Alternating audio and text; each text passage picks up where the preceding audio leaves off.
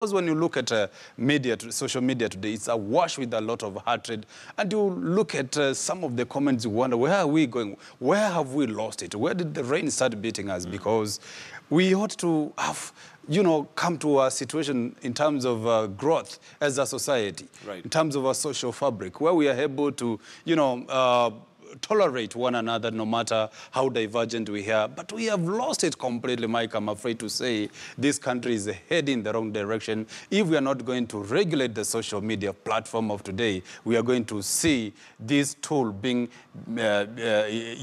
misused for the worst in this country. I'm afraid to say that, Mike. All right, and well, that's what we have on the headlines, and we keep the country in prayer. We only have 2 days to go before the date for the election. According to NASA, there is no election taking place. According to Jubilee, there is elections, and that stalemate seems to still be continuing. And well, the NASA leader, Raila Odinga, said that he has a big announcement to make on Wednesday. That will be just the day before the day before the election. And of course, there's speculation as what announcement would it be, because really, so far he has announced that he is not, he has boycotted the election.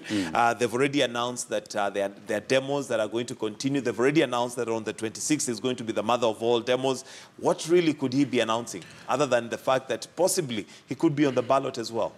I think the worst mistake he can make is actually to declare that he will be at the ballot, because damage control for him will be mission impossible. Too late. Because too late. Everybody knows that Baba will not be at the ballot. By the time we shall be going back to the people to plant that message that he has actually retracted from his earlier stance, that is actually going back to the ballot, I think it will be a huge task for him a huge hill for him to climb.